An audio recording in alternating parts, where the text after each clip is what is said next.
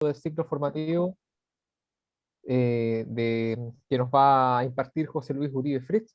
La primera parte fue sobre Gramsci y el proceso revolucionario.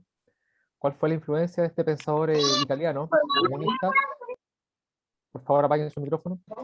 Eh, ¿Cuál fue la influencia sobre el pensador italiano del Partido Comunista Italiano respecto a la evolución discursiva del marxismo y el marxismo-leninismo en Occidente y cómo se aplicó en Chile? El día de hoy vamos a ver la evolución y la progresión del discurso revolucionario a través de un muy buen y expediente y recorrido histórico a través de imágenes que nos va a mostrar a continuación José Luis. Bueno, para dar algunas instrucciones previas, el día de hoy vamos a iniciar. Son las 8:33 minutos lo que tengo yo acá. Y bueno, para dar un anuncio, hoy día no nos podemos extender mucho porque José Luis tiene un programa a las 10 de la noche, a las 22 horas. Por lo tanto, 10 para las 10 vamos a tener que tener concluida esta sesión. Así que vamos, si es que alcanzamos a hacer un par de preguntas, van a ser muy concisas para que sepan por qué estamos con el tiempo limitado. Pero eso más que nada. Bueno, sin más preámbulo y para no extenderme, vamos a dar inicio a la sesión. Adelante, José Luis. Hola, buenas noches. Un gusto estar con ustedes de nuevo. La idea aquí es aterrizar el análisis con un método básico de análisis que contempla 10 niveles de análisis.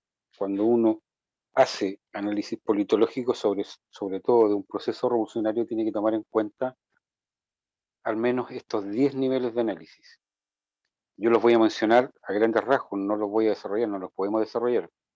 Y estos 10 niveles de análisis nos van a servir para contextualizar históricamente el proceso revolucionario chileno, haciendo también una referencia histórica a el diseño de la estrategia desde Lenin, pasando por Stalin, Gramsci, hasta llegar al proceso chileno, pero a grandes rasgos. La idea es que se pueda tener una matriz de método que nos permita absorber la información después que viene en imágenes.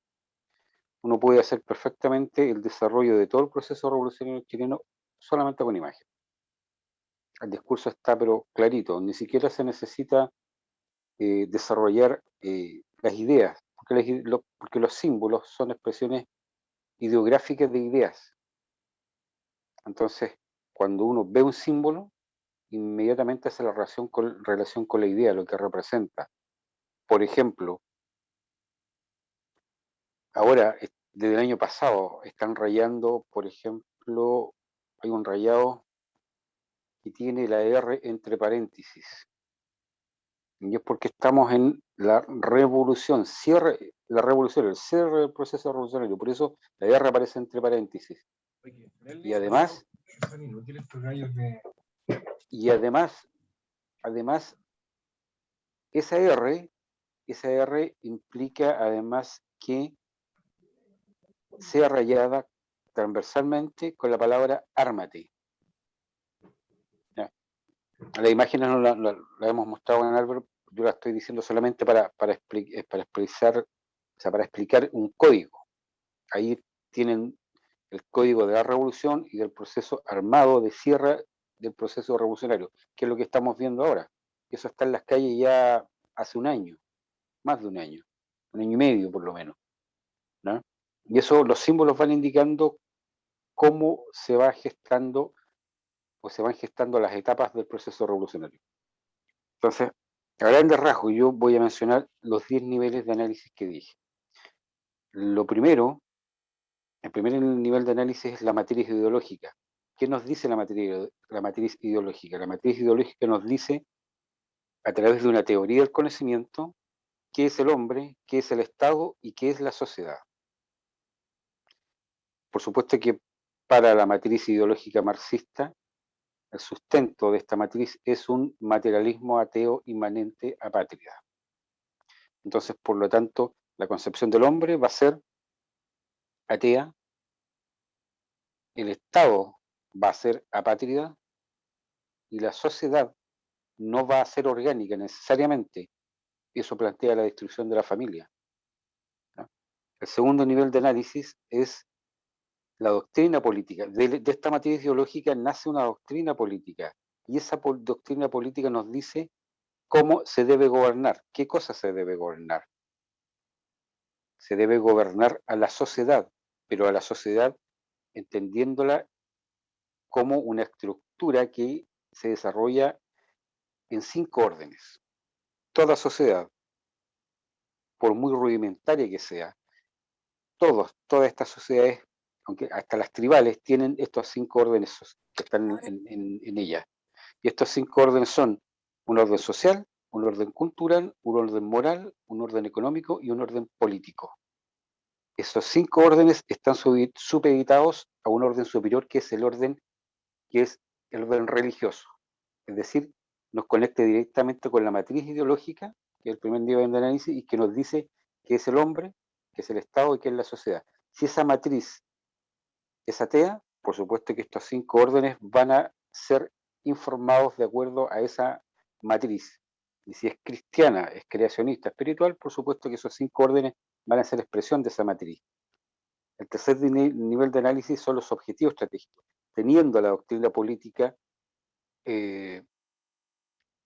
teniendo implícita, ¿cierto?, la doctrina política que debe gobernar para establecer un orden social, político, económico, cultural que exprese la realidad del hombre como un ser trascendente o como materia pura, va a delinear esa doctrina política y necesariamente va a delinear ciertos objetivos estratégicos. ¿Para qué? Para plasmar esa doctrina política. O sea, si yo quiero implementar esa doctrina política como la forma verdadera, justa, para gobernar la sociedad, yo tengo que implementar objetivos estratégicos que me permitan alcanzar que esa doctrina política sea asimilada por la sociedad. Ahora, los 4 objetivos estratégicos del marxismo son la destrucción de Dios, todo sentimiento religioso, de toda religión, la destrucción de todos los estados-naciones y todo sentimiento patrio, la destrucción de la familia y la destrucción o la supresión de la propiedad privada. Esos 4 objetivos estratégicos. Cuando la revolución alcanza esos 4 objetivos estratégicos, triunfa. ¿Ya? El cuarto nivel de análisis. Esos objetivos, para que esos objetivos estratégicos se logren alcanzar, es necesario implementar a su vez una teoría política y una praxis revolucionaria. Es decir, la teoría me dice a mí qué es lo que debo hacer, cómo lo debo hacer, cómo lo debo llevar a la práctica para poder alcanzar esos objetivos estratégicos. El quinto nivel de análisis son los sujetos revolucionarios. Son los agentes, como lo dice Lenin, son los agentes subversivos del cambio epocal. Son los que van a encarnar en sí mismos el proceso revolucionario de cambio de paradigma, como dirían los neomarxistas. Es decir, los sujetos son los que encarnan en sí mismos la revolución. En el antiguo modelo revolucionario había solamente un sujeto revolucionario, y ese era el proletariado, no había más. El proletariado el que tenía que hacer la revolución y el que tenía que gobernar. No había nada más. Todo eso fue modificado, como lo vimos a grandes rasgos en la charla pasada con Gramsci.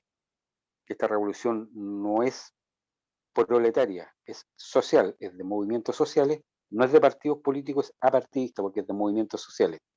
Los movimientos sociales con los sujetos que integran esos movimientos sociales son los sujetos de la revolución, son los que encarnan el proceso de la revolución.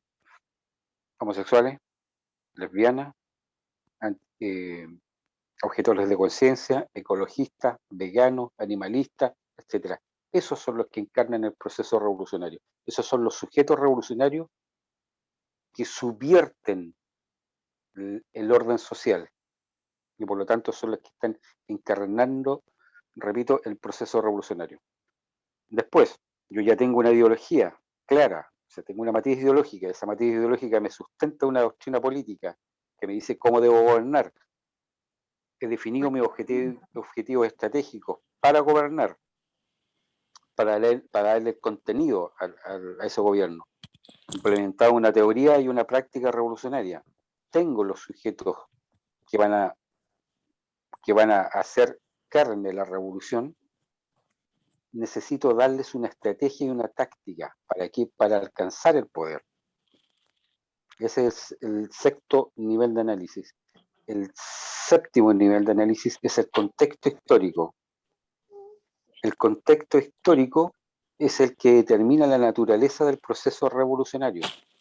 Lenin lo dice de la siguiente forma: el carácter de De la que estabas época, durmiendo tú, po. el carácter de la época determina el carácter de la revolución.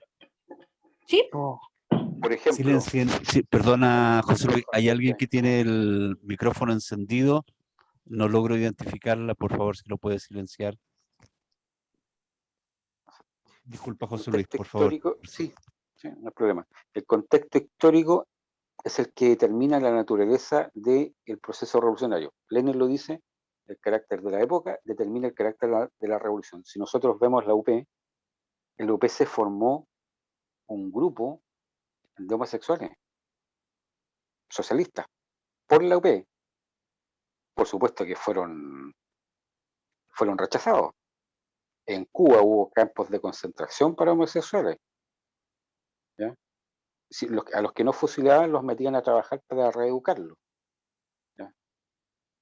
Ahora, los homosexuales, como ha cambiado el contexto histórico, la revolución se ha adecuado a ese contexto histórico y ha cambiado.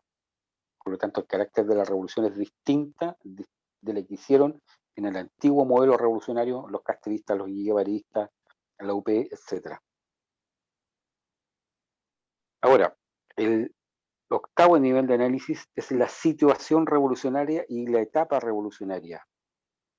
Todos estos 10 niveles de análisis son los que constituyen la esencia del proceso revolucionario, ¿no? Si uno estudia un proceso revolucionario, tiene que tomar en cuenta estos 10 niveles de análisis, porque estos son los que pueden inteligir, pueden llegar a la esencia y a la forma del proceso revolucionario. Por lo tanto, un proceso revolucionario siempre funciona por etapas. Se cierra una etapa, se abre otra etapa revolucionaria. El marxismo nunca ha fracasado. Lo que ha fracasado son etapas, ciclos revolucionarios que han demostrado en la práctica que la teoría para implementar esos objetivos revolucionarios, para alcanzar el poder, estaban equivocados. Las ideas nunca están equivocadas para el marxismo. El marxismo, los marxistas nunca dicen que están equivocados o que sus ideas están equivocadas. ¿Por qué? Porque ellos nunca nunca hacen el análisis de comparación entre una idea y otra idea, porque eso no sirve. ¿Por qué? Porque la idea, ¿qué es lo que persigue? Modificar la realidad. Por lo tanto, la idea se compara con el acto revolucionario.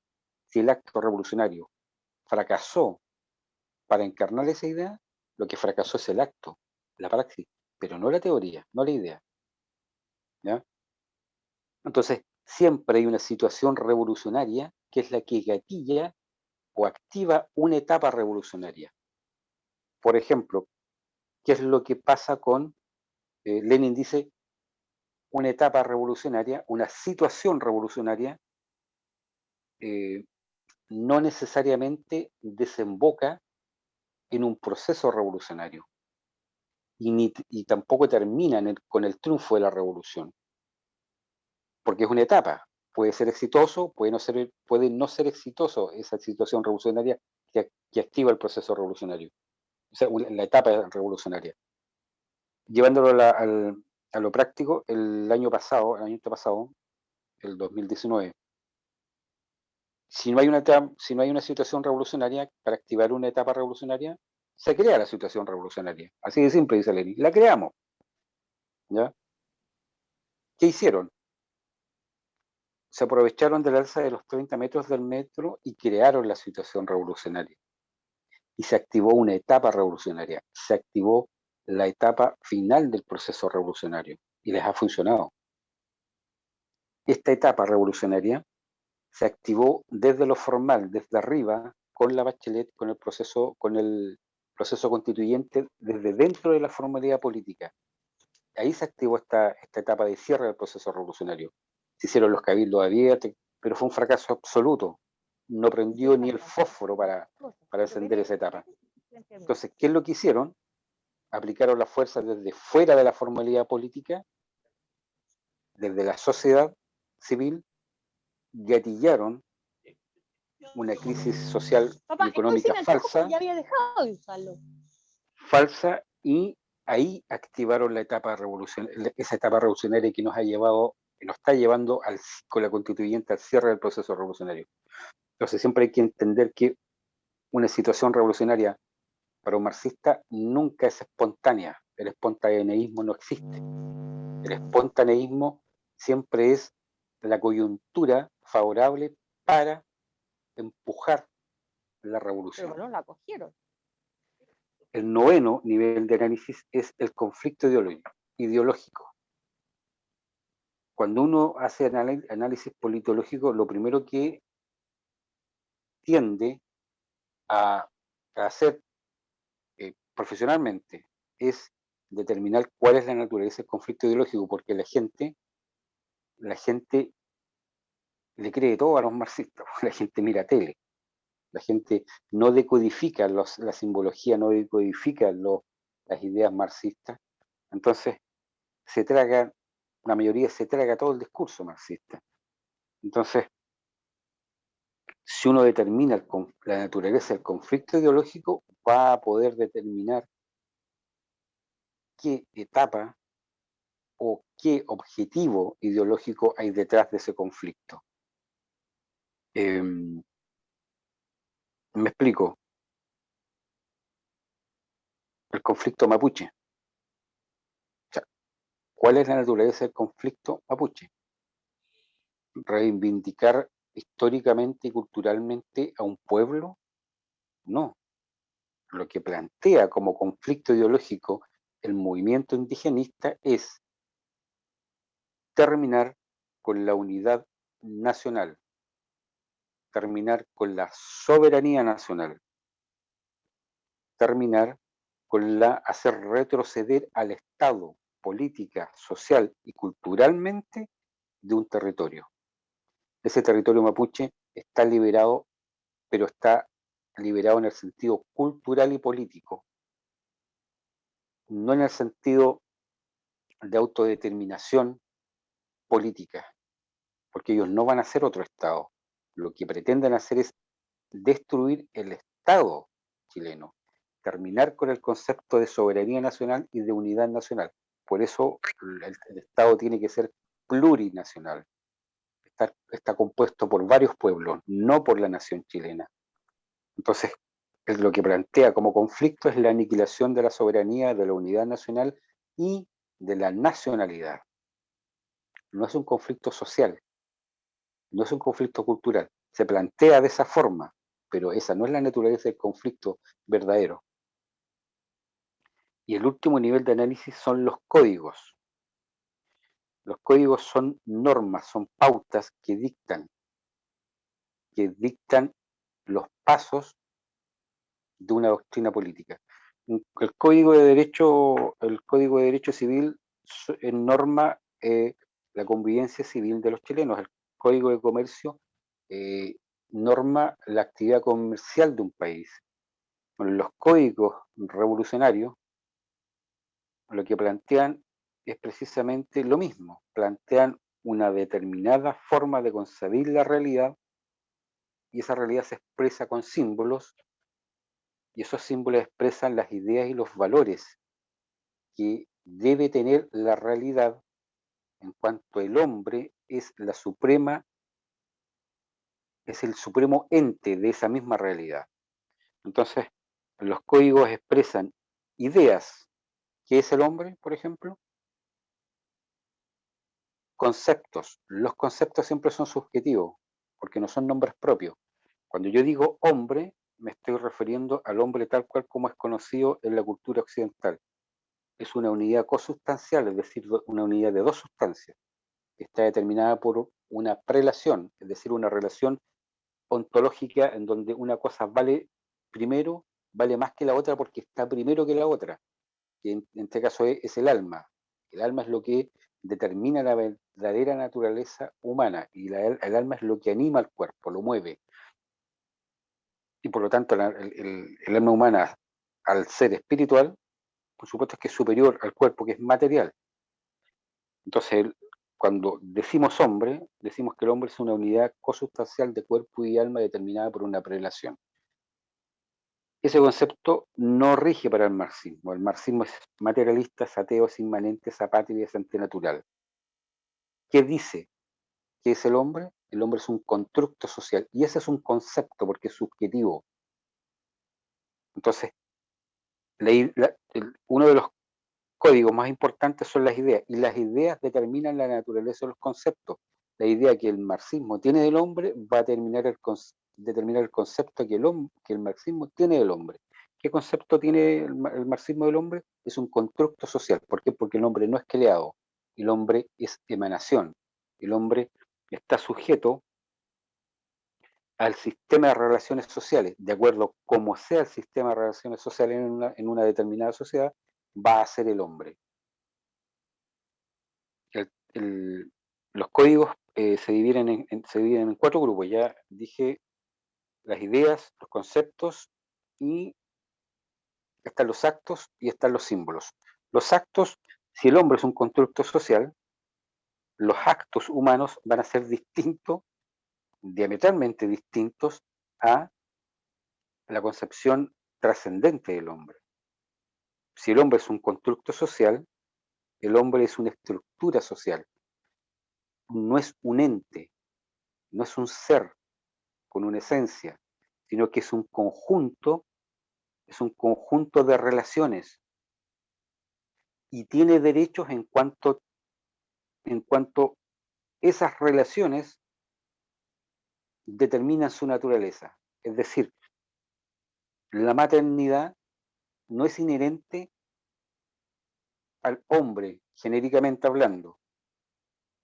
Es decir, la maternidad no es privativa del hombre, de la mujer en este caso, sino que es una función más. Se puede ser madre o no se puede ser madre. De ahí vienen los derechos sexuales y reproductivos, qué sé yo. Para explicarlo de otra forma, la realidad suprema del universo es el hombre, porque no existe Dios. Por lo tanto, si el hombre es cuerpo, porque no tiene alma, solamente queda cuerpo, ¿qué le puede ser negado al cuerpo humano? Nada, po. Por eso la política del placer. Porque la realidad más cerca que tiene el hombre para conectarse con el mundo, con la realidad circundante, es su cuerpo. Por lo tanto, y el cuerpo es una estructura social que tiene funciones. ¿Qué función tiene? Placer. Y el placer yo lo puedo obtener ¿con quién? Con otra cosa, con otra estructura que también tiene esa función. Un niño, un animal, otro hombre, otra mujer, no importa. Entonces, ahí tenemos que los actos son códigos, porque los actos nos están diciendo cuál es el concepto del hombre, y ese concepto del hombre nos lleva necesariamente a la idea que se tiene del hombre. Y el último de los cuatro códigos son los símbolos. Los símbolos son representaciones ideográficas de los valores. Si yo pesco una palomita blanca que está ahí como símbolo de la paz, la pesco y le tuerzo el cocote, ¿qué es lo que estoy haciendo? No solamente estoy matando a la paloma, estoy matando lo que significa la paloma, ¿ya? Como símbolo de paz. En Oriente, el símbolo de paz es la ramita de olivo. Yasser Arafat, cuando va a dar su discurso a las Naciones Unidas, se presenta con su cartuchera, sin el arma por supuesto, pero con la cartuchera al cinto, y lleva en la mano una ramita de olivo. ¿Y qué les dice? De ustedes depende que esta rama no se me caiga de las manos. O sea, de ustedes depende que tengamos paz, pero las condiciones las pongo yo. porque yo tengo la ramita en mi mano. Eso es simbólico, tremendamente simbólico, ¿ya? Ahora, el contexto histórico. A grandes rasgos, estos son los 10 niveles de análisis que hay que tener presentes para decodificar correctamente el proceso revolucionario. Ahora, cuando triunfa la revolución en la Unión Soviética, en Rusia, perdón, se crea la Unión Soviética, Lenin expande el proceso revolucionario a 3 países, eso lo dijimos también en la charla pasada: Polonia, Hungría, Alemania. Fracasan los 3. Y el golpe de gracia se los da el milagro del vístolo los polacos con los sacerdotes con las cruces delante de las tropas.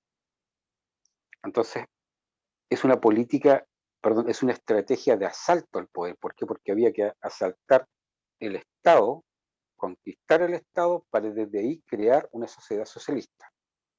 Eso se cambió con Gramsci. Primero hay que conquistar la sociedad, hacerla socialista, para después necesariamente tenga que devenir un gobierno socialista. Por eso Gramsci dice, primero debemos ser hegemónicos en la sociedad para después ser hegemónicos en el gobierno, que es lo que está pasando ahora. Son hegemónicos en la sociedad, han sido hegemónicos en la sociedad, construyeron una hegemonía en la sociedad y por lo tanto ahora están buscando cerrar el ciclo revolucionario el proceso revolucionario chileno siendo hegemónicos, es decir, dominantes en el gobierno.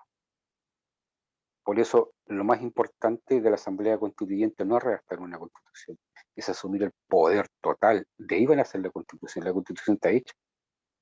Pero ellos tienen que transformarse en el poder, ya el poder lo social y el poder cultural y social ya lo tienen, les falta el poder político.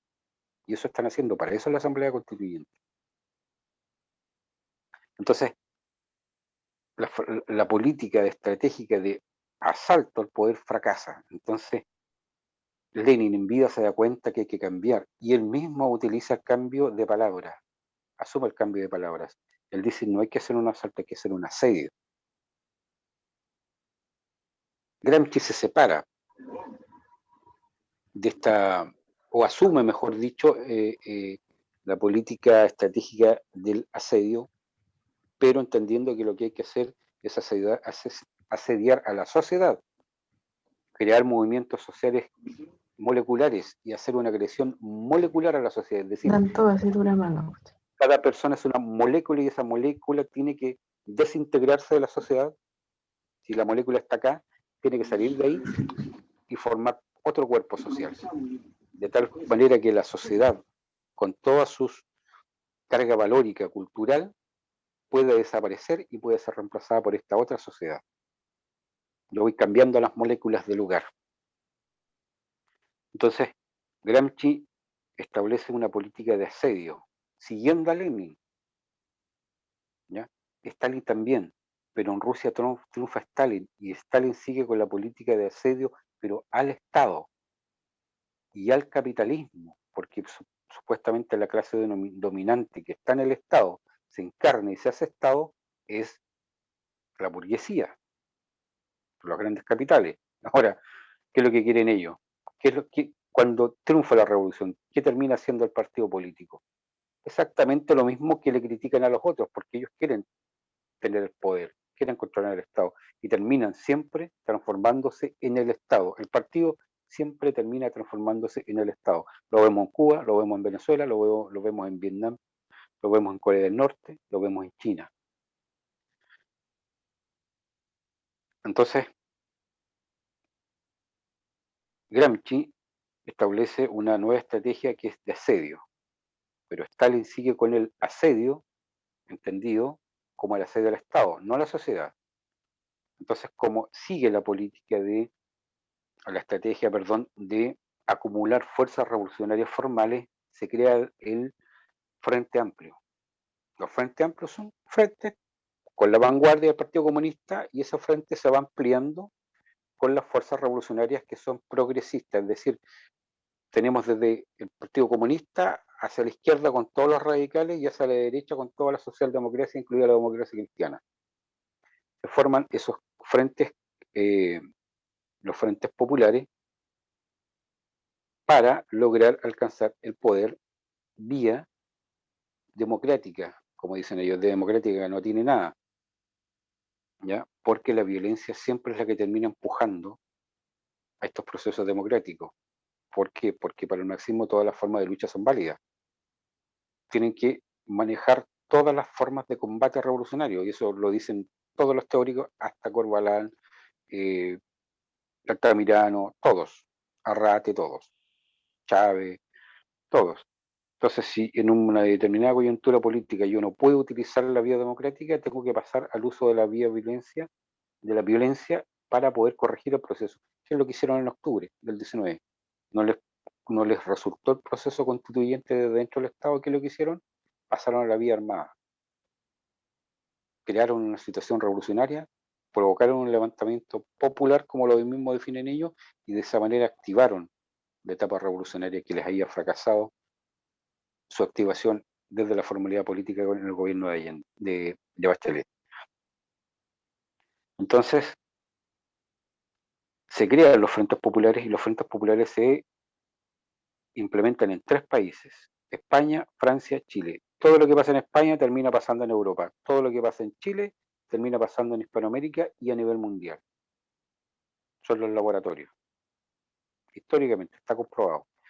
Cuando se toman la plaza Baquedano, es una toma cultural. Se toman los espacios culturalmente. ¿Por qué? Porque es una expropiación, es una privatización ideológica de lo público. ¿Por qué? Porque todo lo público tiene que ser expresión de la cosmovisión socialista.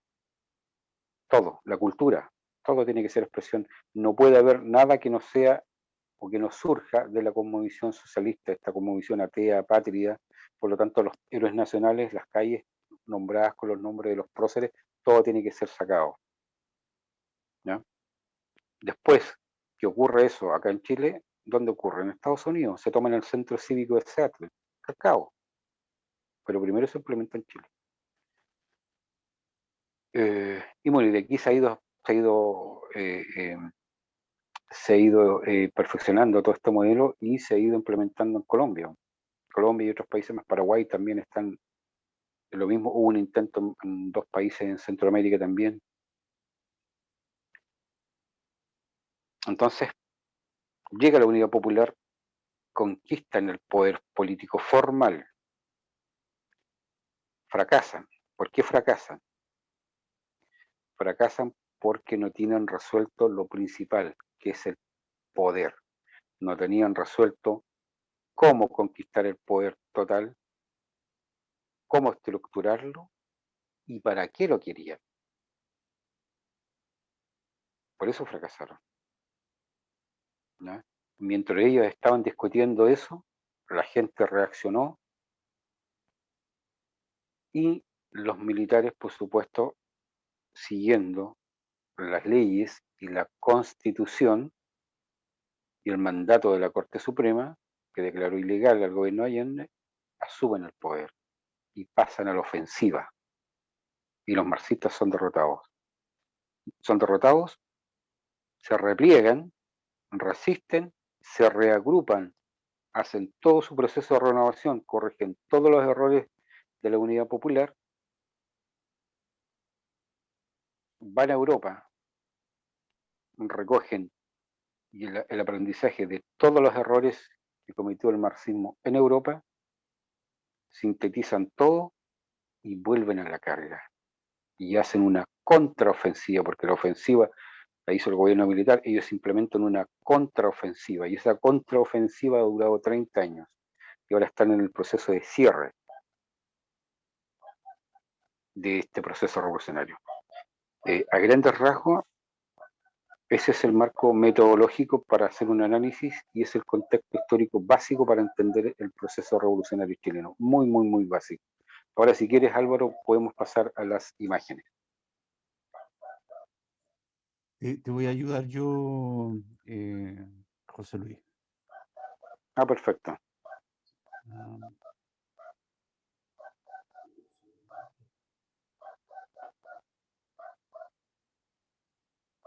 ¿Quieres que las muestre en modo presentación?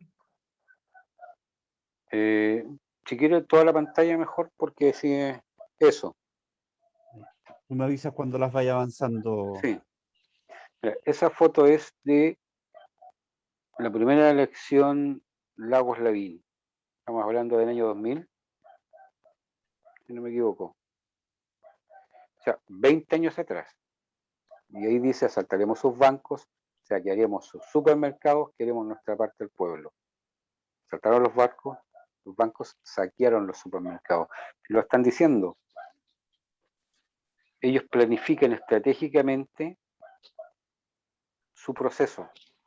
Van acumulando fuerzas revolucionarias, pero en base a una planificación estratégica. Y es lo que nunca ha hecho la derecha. Y la gente tampoco lo sabe porque no tiene las categorías ideológicas, no tiene la metodología de análisis para llegar a entender estas cosas como un proceso de largo aliento. Y esa foto nos dice precisamente que lo que se vivió en octubre ya estaba pensado hace 20 años atrás. Siguiente. Ese es un esquema, ¿ya? Que es lo que yo decía al principio. En el origen del proceso revolucionario está lo que no está sujeto a modificación, que es la matriz ideológica con la teoría del conocimiento. Esa teoría del conocimiento dice que el hombre es un ser inmanente, ¿ya? Después vienen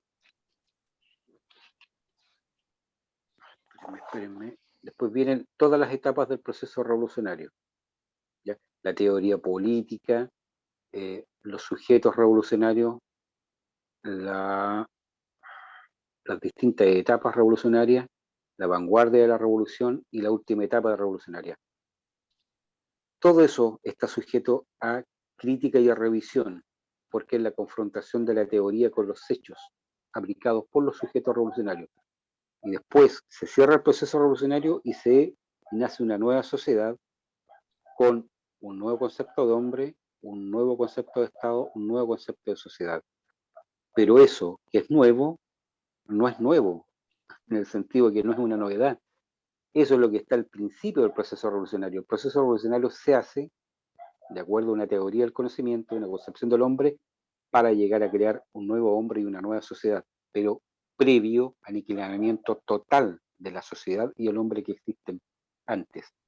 Todo lo que está entre medio del origen, teoría política, matriz ideológica y fin ideológico, que es la creación de un nuevo orden, un nuevo Estado, todo lo que está entre medio está sujeto a cambio y a revisión. Todo. Lo que no está sujeto a revisión nunca son los fines ideológicos y el inicio, que es la matriz ideológica. Eso es inmutable. Siguiente.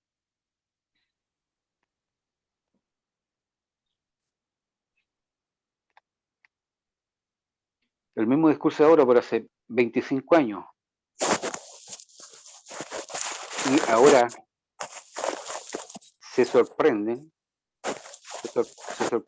porque hay M16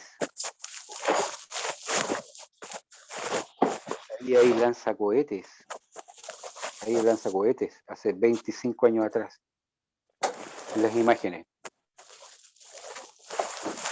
Siguiente, por favor.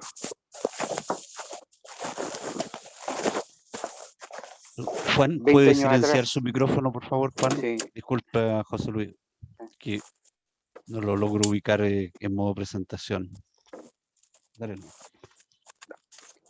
20. Eso se llama, la revolución la planifica un Estado Mayor revolucionario y la hace un ejército revolucionario. ¿Ya? Hay alguien que está con el micrófono. Juan, ¿puede usted apagar su...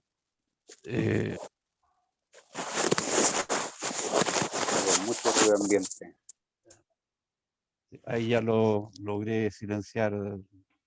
Ya. No desactiven su... O sea, no activen su audio, por favor. Estamos todos muteados para no desconcentrarnos. Entonces, si ustedes activan su micrófono, interrumpimos la clase. Gracias. Entonces, repito, la revolución la piensa y la planifica un Estado Mayor revolucionario y la hace un ejército revolucionario. Entonces, si yo tengo un ejército revolucionario, ¿qué es lo que tengo que hacer? Si yo quiero estar en forma, ¿qué es lo que hago? ¿Qué es lo contrario de la vida sedentaria? La vida activa. Si yo quiero estar en forma, tengo que moverme, estar en actividad. ¿Qué es lo que hace un ejército normal? Ejercicios. Hacen ejercicios de combate. Bueno, eso que está en la calle se llama, o lo define Marx, como gimnasia revolucionaria. Si yo tengo cuerpos, cuadros, guerrilleros, subversivos, de combatientes urbanos, yo tengo que darles entrenamiento constante. Y ahí voy formando generación tras generación.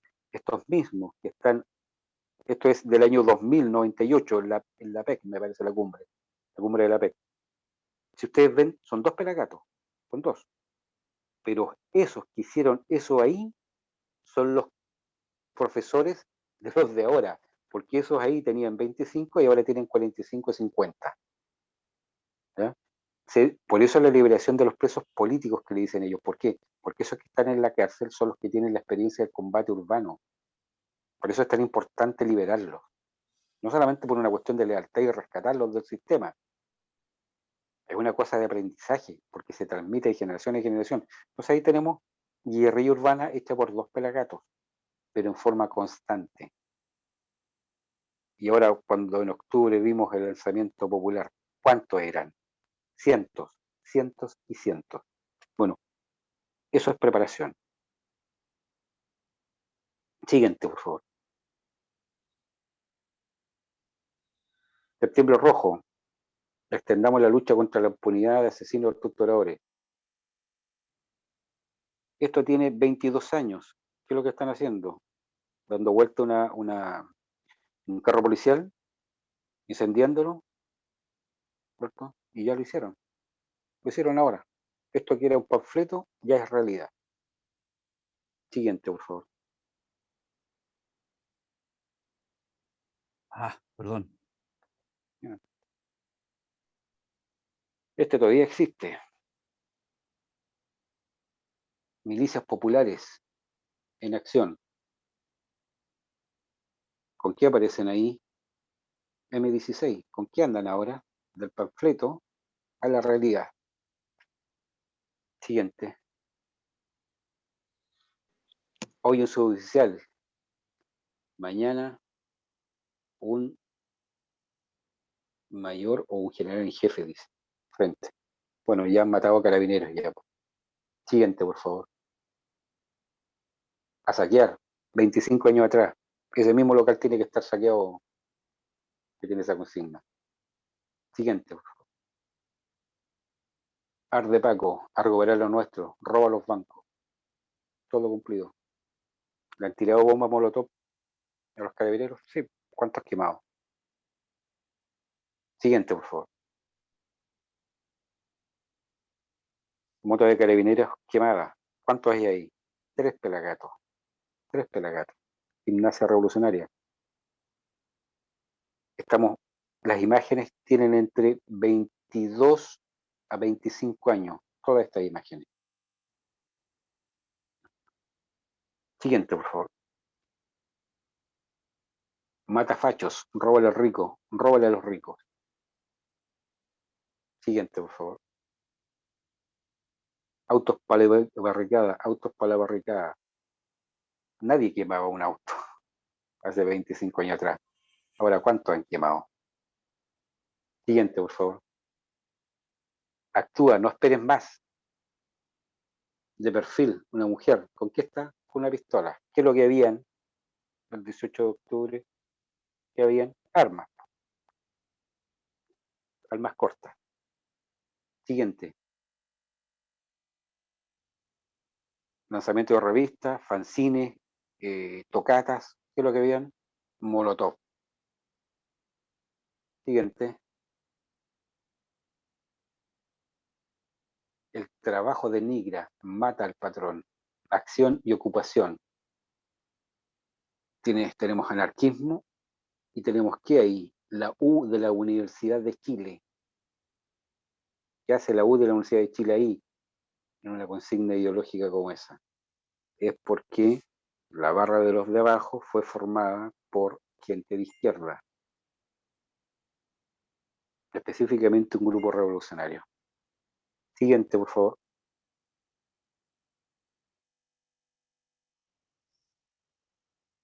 Libertad de los presos subversivos. ¿Con qué aparece el niñito ahí? El monito encapuchado con una molotov. Movilízate y organízate. Juventud consciente, rebelde, ahora y siempre. Siguiente, por favor.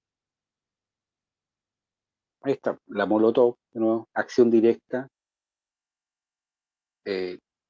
tirando las cruces y la suástica al basurero. Y por supuesto con la hojita de marihuana para ser bien progresista. Siguiente. Ahí está. Quémala. Esa foto con esa cruz ardiendo en llamas, dibujada en esa pared, son del Instituto Nacional. El Instituto Nacional. 25 años atrás. ¿Cuántas iglesias han quemado ahora? Siguiente, por favor. Lautaro. Movimiento Juvenil Lautaro. ¿Cómo aparece la niña? Desnuda con una subametralladora. ¿Qué es lo que hacía el Lautaro? El Lautaro asaltaba un banco y tiraba estos panfletos. Pero además, ¿qué es lo que hacía? Tiraba condones. Cuando no había condones en ninguna farmacia en Chile. Liberación sexual. 25 años atrás. Ahora usted los condones los compra en un almacén de barrio. 25 años atrás los tiraba en la calle cuando saltaban el movimiento Lautaro. Eso significa vanguardia. Este es uno de los grupos que va a la vanguardia del proceso revolucionario chileno. Y dicho sea de paso, este muchacho que fue abatido en combate, como ellos mismos dicen, el Marchán, primero empezó haciendo su carrera revolucionaria en el Lautaro, y el Lautaro lo reivindica. Siguiente, por favor. Capucha y arma. Siguiente, por favor. Molotov. Organízate contra la sumisión, despierta y dispara a la realidad. ¿Qué es lo que dice esta editorial anarquista? Algunos de los títulos son de su biblioteca y de sus fanzines y sus folletos de educación anarco. La destrucción del Estado, el placer armado, 31 tesis insurreccionalistas, del sabotaje como una de las bellas artes. Esto forma parte de la instrucción que daban los anarquistas a los cabros en los años 90 y 2000. Ahora, estos cabros en colegios fueron a la universidad, titularon de profesores y están haciendo clases en los colegios. Siguiente, por favor. Hijos de la rebeldía, hinchada antifascista, los de abajo. Siguiente. Aquí el fuego. Bueno, lo quemaron, pero esa foto tiene 22 años. Siguiente, por favor. Oficinista, libérate, mata a tu jefe. Siguiente, por favor. Prendiendo fuego, anula el voto. Aquí el fuego. Si ustedes se fijan en la A de anarquía, ¿qué es lo que tiene? Termina alargada la raya transversal, pero termina en una mira de un fusil. Es decir, para allá iba la cosa. Lo estaban anunciando. Eso es un código. Y el que sabe interpretar ese código va a entender que ahí está implícito la vía armada. Siguiente, por favor. No Richie Way. ¿Pero quién es? La Garra Blanca. La Garra Blanca. Siguiente, por favor. Ahí está, la Garra Blanca, las marchas por los derechos humanos. Y un poco más atrás, ¿quiénes? Los de abajo. ¿Peleaban ahí? No peleaban. ¿Quiénes peleaban en el estadio? Los pungas que iban al estadio. Pero los que controlaban las barras, todos se encontraban en las marchas y no peleaban. Porque eran sujetos revolucionarios. Por eso no podían pelear. ¿En qué terminó los de abajo? terminaron en movimiento social con una escuela. Siguiente, por favor.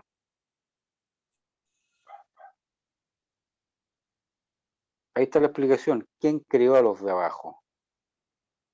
¿Qué es lo que hacen los de abajo? ¿Qué es lo que hicieron durante tantos años los partidos? Gimnasia revolucionaria, po. La barra del campo de entrenamiento para formar guerrilleros urbanos. ¿Y quién los formaba? Ahí está la respuesta. Y ahí están marchando también con la marcha por los derechos humanos. Eso está a un costado de la moneda. Ahí está, esa es la intendencia. Siguiente, por favor. Aquí nadie se rinde, la lucha continúa. Mir, pero con el fusil. Siguiente, por favor. El insurgente, Mir. El único camino que nos queda a los pobres es organizarnos, movilizarnos y luchar. Siguiente, por favor.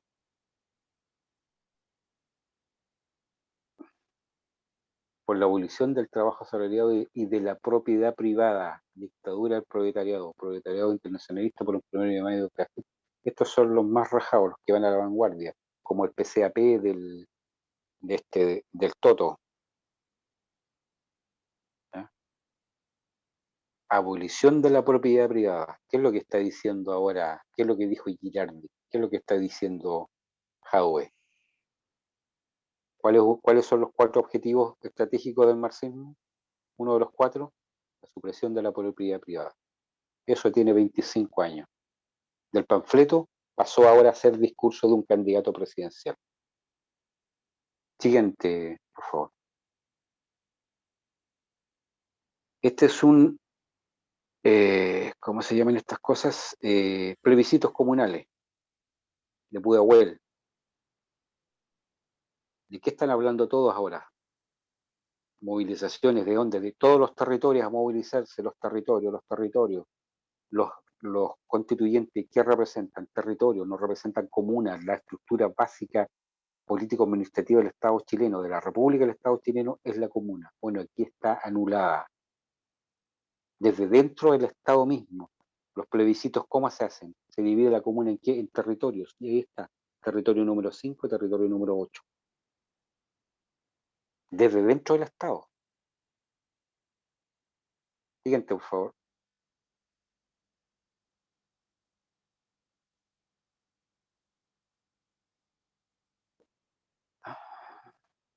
Organización Comunista Libertaria contra el Estado y el capital. Hay que hacerle frente al ataque de los empresarios, a la derecha y sus amigos de la concertación, con lucha y organización. Estos son los que están al margen y estos son los que son constituyentes ahora. ¿Quién estaba en la constitución? ¿Quién estaba en la concertación? PPD, PS. Y ellos son, como implementaron la política de la socialdemocracia, ellos son traidores porque se aburguesaron y pretendieron hacer la revolución con reformas. Y ellos, los que están afuera, son los que hacen la revolución, pero en la práctica y los hechos. Siguiente, por favor. A crear el Partido Clasista, Comité de Unidad Revolucionaria. Cuando empiezan a organizarse, empiezan a estructurar a nivel de poblaciones, ¿qué cosas? Comités. Después de los comités empiezan a aparecer las coordinadoras. Y después empiezan a aparecer los movimientos. Y cada una de estas cosas, de estas organizaciones, tuvo su ciclo, tuvo su misión y después desapareció. Este es un comité de unidad revolucionaria.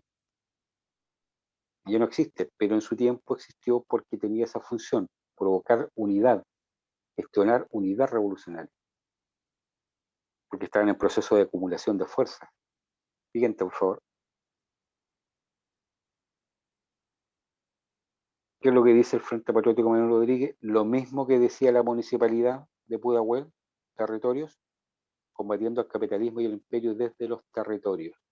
Es decir, una municipalidad con una estructura orgánica formal, política formal del Estado, tiene el mismo discurso que un grupo guerrillero subversivo que está al margen de la ley. El mismo código, territorio. Siguiente, por favor. A borrar la memoria del Estado, hasta la victoria siempre, a la calle, a las barricadas, a recuperar nuestra memoria. Bueno, barricadas vienen haciendo barricadas ya 1 año y medio en forma sistemática. Siguiente, por favor. GAP, el reciclar los nombres y volver a construirlos. El GAP, que era el grupo de amigos del presidente, hoy es el Grupo de Acción Popular. Es uno de los grupos organizados más fuertes porque está a nivel, hace la conexión entre población y universidades. Siguiente, por favor. Vecinos y compañeras, no son los cordones populares de educación. Cordón Popular de Educación. Esto es del año 2005, donde gestionan preuniversitarios, gestionan educación asistémica, etcétera, etcétera. Siguiente, por favor. M16, bueno, hay una subametralladora. ¿Cuánto? 25 años atrás. Por la abolición del trabajo asalariado y de la propiedad privada, de nuevo. Siguiente, por favor. Contra el político ladrón, contra el sector amenaza marginal. Con alegría, organización y subversión, el movimiento marginal Huachunay, sin Dios ni ley. Siguiente, por favor.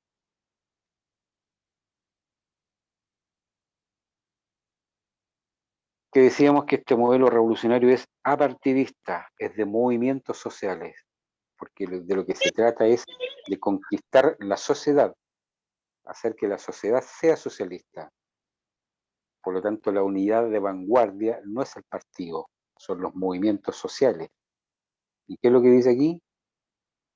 Pueblo sin partido avanza unido, a votar nulo. 25 años atrás.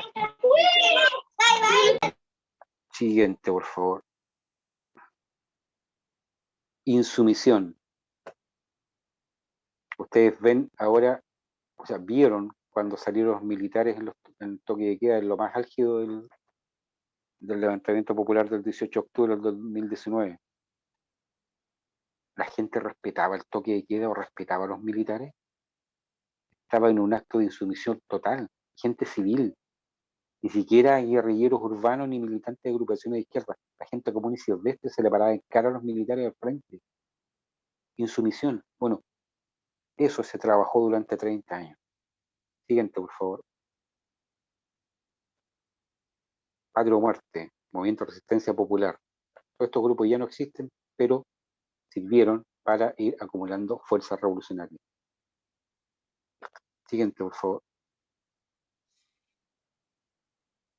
Ningún acuerdo con la burguesía.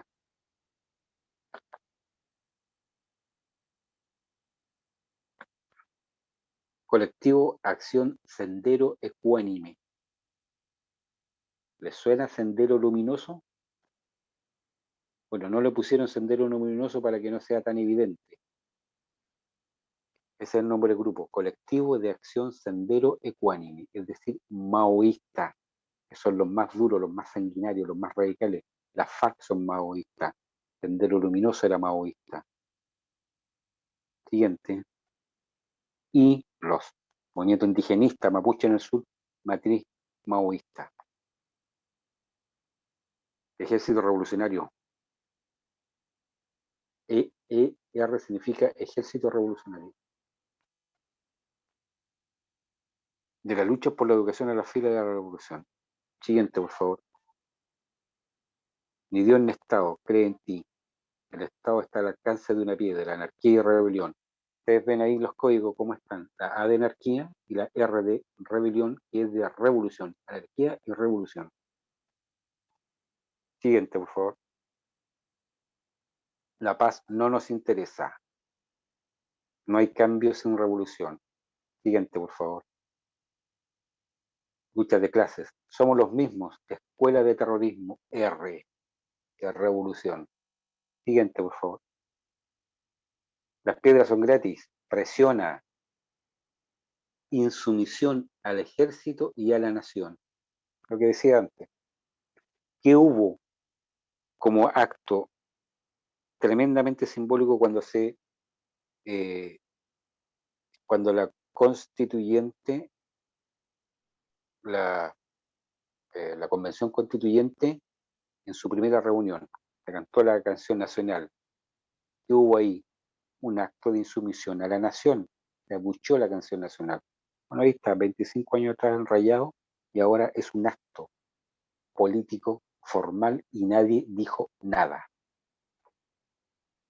Siguiente, por favor. Destruir a las autoridades, cuestiona el poder. Siguiente, por favor. Cuestiona todo, a la guerra popular.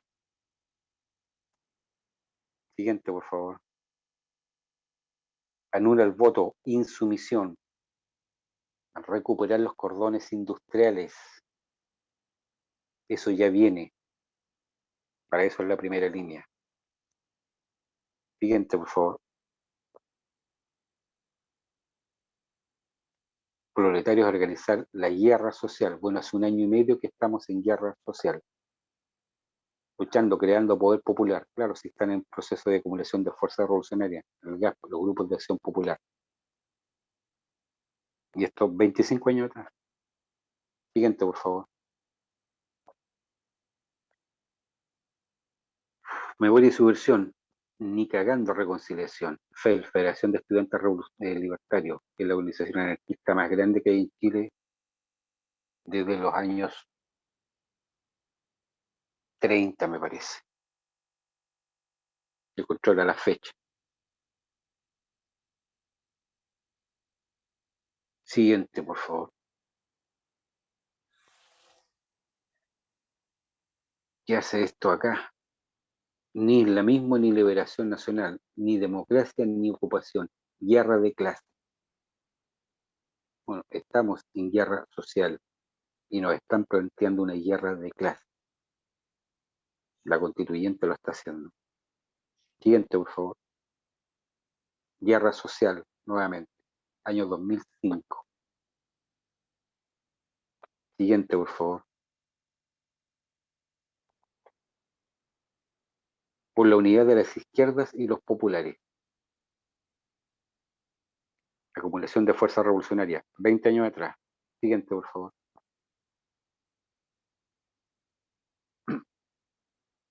Luchando día a día, construcción y rebeldía. ¿Qué es lo que están haciendo? Agrediendo a carabineros. Un encapuchado que está agrediendo, se prepara a darle el golpe al carabinero. Siguiente, por favor. Un patriota, un idiota. Anarquía, revolución. Mientras más hueveen, más escándalo tendrán demócratas hijos de su madre. R de revolución. Han tenido 1 año y medio de escándalo, pero eso tiene 20 años de rayado como consigna. Siguiente, por favor. Organizar la lucha popular, bandera roja. ¿Se acuerdan ustedes los overoles blancos que salían en la USACH? Una operaciones tipo comando y cortaban el tránsito y todos con uniformes blancos. Bueno, bandera roja. ¿Quién conoce ese grupo? Uno de los más radicales. 41 aniversario de Libertad, la FARC-EP, panfletos de la FARC en Chile, 25 años atrás. Y ahora descubrieron que las FARC estaban presentes en la Araucanía recién. Siguiente, por favor.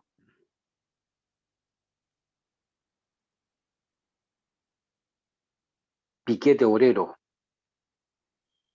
Piquete obrero. Bueno, esa palabra no es chilena, ese concepto no es chileno. Aquí es argentino. Trotskistas argentinos, la cuarta internacional, con sus panfletos, con sus revistas, con todas sus cosas en los 1 de mayo, los 11 de septiembre. Ese es un panfleto, una parte chilena, pero es argentino. Piquete obrero. Ahí están los piqueteros. Siguiente, por favor. Zapatistas. Desde el sur del norte al sur. Actividades 2005. Ejército Zapatista de Liberación Nacional. Una serie de actividades a realizarse. 22 años atrás. Vietnam. Le hace un panfleto saludando al compañero Nguyen Van Dao en Chile. Siguiente, por favor. Venezuela, Alternativa Bolivariana, América Socialista, panfletos en Chile. Siguiente, por favor. Resistencia para la Liberación, R. Siguiente, por favor.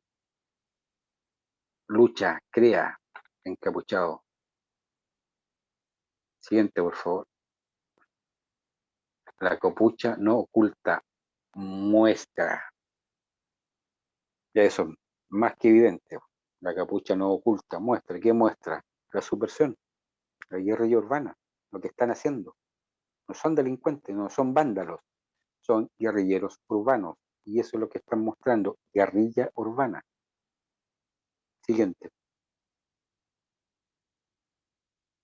11 de septiembre, marchas, cementerio general, todo encapuchado. ¿Dónde están los infiltrados? ¿Y haciendo qué? Quemando la bandera nacional. Todos los 11 de septiembre la quemaban y se escandalizaron cuando fue presentado por televisión en Valparaíso, cuando la quemaron fuera de la intendencia, me parece. Pero esto pasaba todos los años, todos los 11 de septiembre, y no aparecía en las noticias. Era como si no pasara nada. Siguiente, por favor. Encapuchados, al costado de la Biblioteca Nacional, entre el Cerro Huelén y la Biblioteca Nacional. Grupo de hip hop, encapuchados. 20 años atrás, para el 12 de octubre. Estaban diciendo lo que se venía. Estaban todos apareciendo encapuchados. Siguiente, por favor. Globalicemos la resistencia. Molotov encapuchado. Siguiente, por favor. Policía, cuida tu espalda, nosotros también te vigilamos. 22 años atrás. Siguiente, por favor. Encapúchate y lucha. Más clarito, echarle agua. Siguiente, por favor. Al capitalismo hay que darle hasta que duela, al padre de Alberto Hurtado con su capucha correspondiente. Siguiente, por favor. Ahí van los encapuchados. Marcha por los derechos humanos, intendencia, costado de la moneda. ¿Dónde están los infiltrados? ¿Dónde? Forman parte de la marcha. Mientras van marchando, se van poniendo las capuchas, las poleras. Ahí están, son combatientes urbanos. Si ustedes los miran, los tipos son atléticos, están vestidos de negro completo, sin ningún color de ropa que los distinga, en especial, oscuro, completo. Son combatientes urbanos, guerrilleros urbanos. Y lo que hacen es guerrilla urbana. Un vándalo, un delincuente, no se viste así y no hace guerrilla urbana. Pero sin embargo la prensa, ¿qué es lo que dice majadamente todos los días? Vándalos, delincuentes, infiltrados en las marchas pacíficas. Mentira, ahí están, forman parte de las marchas. Siguiente, por favor. Ahí están, todos encapuchados ahí fuera de la moneda para marchar el 11 de septiembre. Misterio ninguno. Y ahí están con las banderas de la Garra Blanca, anarquistas. Siguiente, por favor.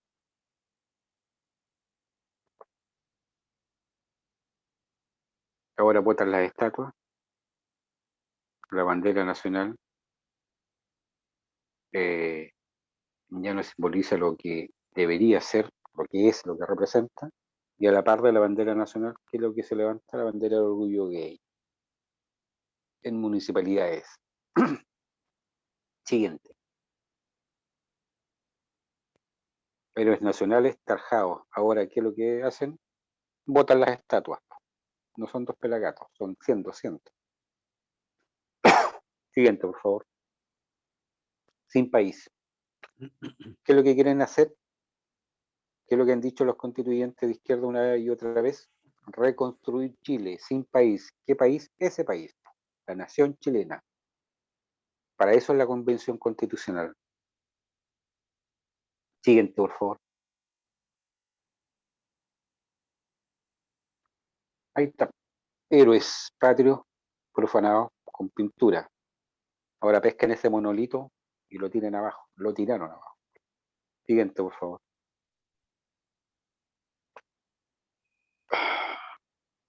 Galería Gabriela Mistral del Ministerio de Educación. Arte, una instalación con la bandera chilena de esa forma. En una galería de arte del Ministerio de Educación de la República, del Estado de la República de Chile. 25 años atrás. Siguiente, por favor. Esa fue una ópera que se llamó Human E.T. ¿Recuerdan de la Baby Bump del Lucio?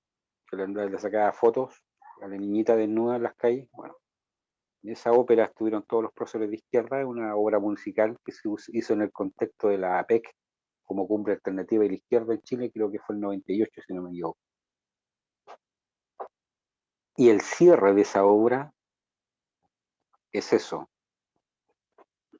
un esqueleto envuelto en la bandera nacional. Simbólico, ¿qué es lo que está diciendo ahí? La muerte de la nación chilena.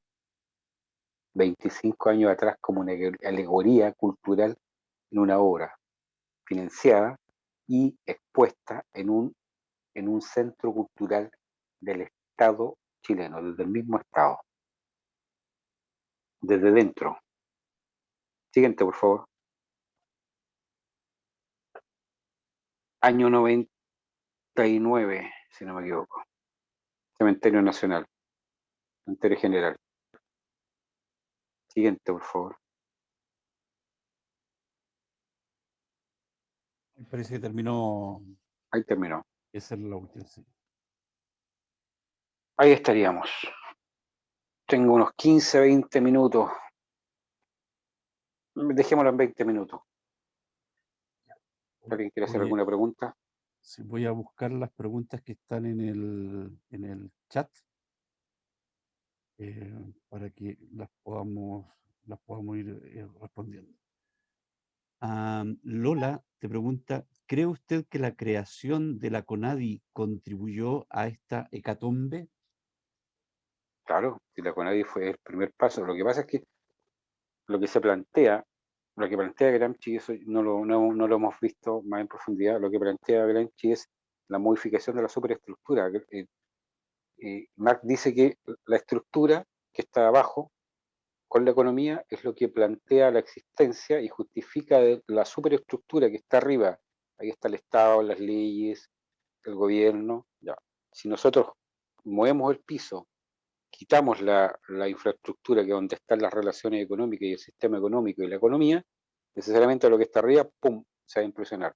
Y Gramsci dice que no, necesariamente la economía y las relaciones económicas y sociales no son las relaciones sociales no son reflejo de las relaciones económicas, sino que al revés, las relaciones culturales que están arriba son las que determinan la naturaleza de lo que está abajo. Por lo tanto, ¿qué es lo que está arriba? Primero, la sociedad civil y la sociedad política. Entonces, la revolución hay que hacerla desde arriba hacia abajo. Antes era desde abajo, el proletariado, hacia arriba, a conquistar el Estado. No, ahora se conquista la sociedad, se infiltran todas las organizaciones del Estado, se controla la educación, la cultura, todo, y desde el mismo Estado hacia abajo se va haciendo la revolución. Entonces, ¿qué es lo que es la CONADI? Es un instrumento desde dentro del Estado para ir creando todo el proceso revolucionario que le corresponde al movimiento indigenista y que derivó necesariamente en esto, porque fue la que agrupó a la gente, la formó, les dio recursos, los concientizó, etcétera, con financiamiento chileno y desde el extranjero, por supuesto.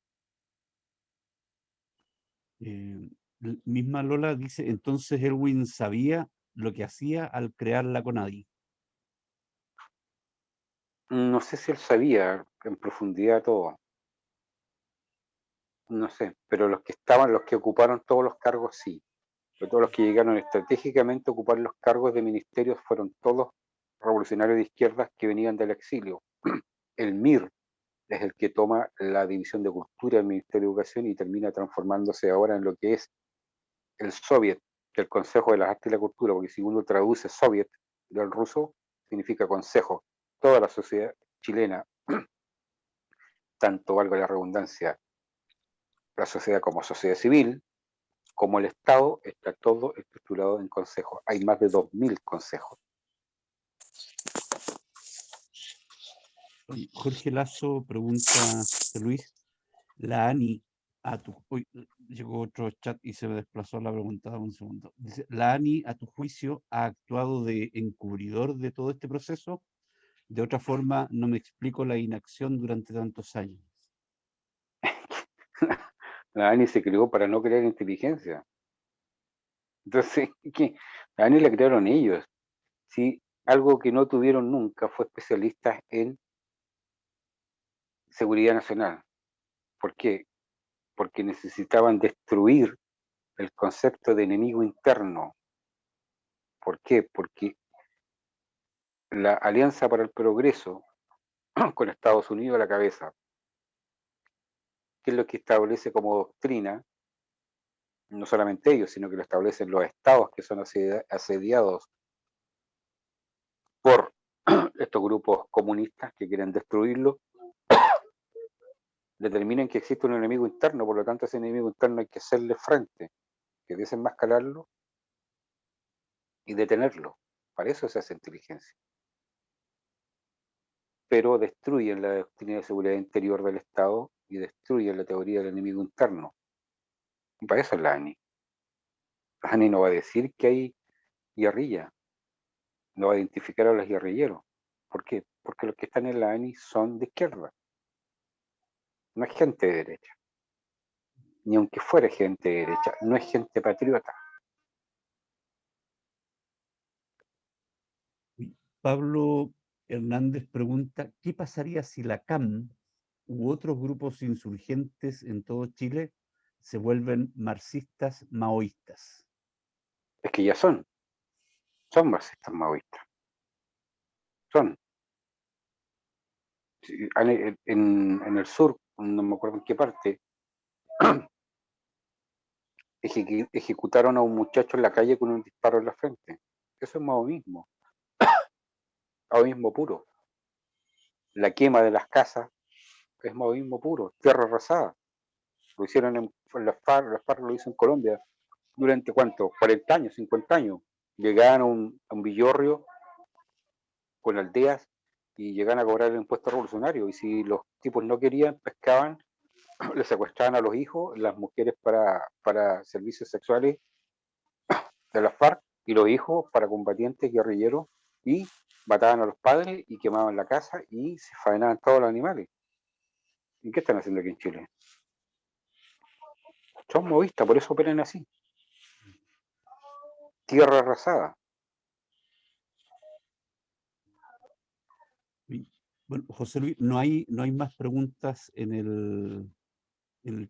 Jimena pregunta, ¿cómo salimos de esto? ¿Cómo salimos? Sí. ¿Cómo Yo creo que la ayudamos? última pregunta para que tú puedas cumplir con tu compromiso, José Luis. A ver. ¿Cómo salimos de esto?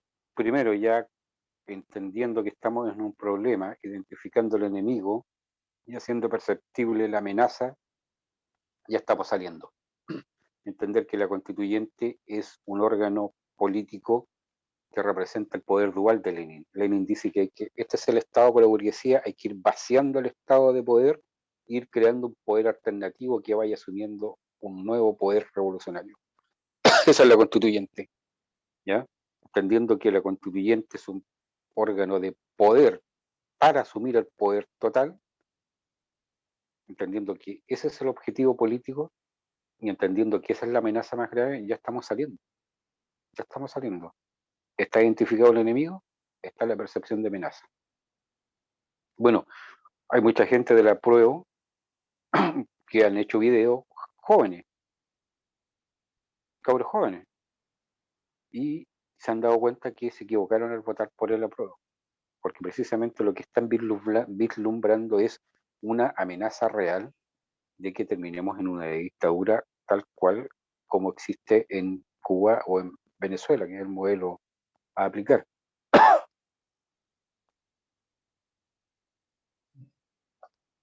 Bueno, nos queda solo agradecerte, José Luis, estas dos clases que hemos podido compartir contigo. han sido tremendamente ilustradoras, así que a nombre de todos te damos las gracias y esperamos seguir viéndote. Sí, ningún problema, cuando quieran, a su completa disposición. Perfecto, Yo feliz de colaborar, poner mi granito de arena y bueno, cuando quieran, cuando necesitan cualquier cosa, me avisan con Álvaro, yo no tengo ningún problema en seguir profundizando estos temas. así es. ¿No? Y Con gracias a Álvaro, ustedes, porque ustedes son hartos y son un grupo grande de gente, y que un grupo grande de gente tenga estas inquietudes, fabuloso. Así se empieza. Si esto es un trabajo de conciencia a conciencia, así lo planteó la izquierda, así hay que plantearlo como una contrarrevolución. Conciencia a conciencia. Cada así persona es. tiene que entender el problema que lo afecta a ellos en lo personal y familiar, y ahí se van saliendo de la red de apoyo que tiene el comunismo. Ujú. Así que nada, Muchas gracias de de nada. nuevo, Gracias a ustedes. muchas gracias. Muchas Cuando gracias a quieran, todos nos también. vemos. Sí, bien, Sí, muy bien. gracias. Chao. Nos vemos, que estén muy bien. Muchas Chao, gracias. chao. Gracias. Buenas noches, gracias. Chao. Chao. Muchas gracias.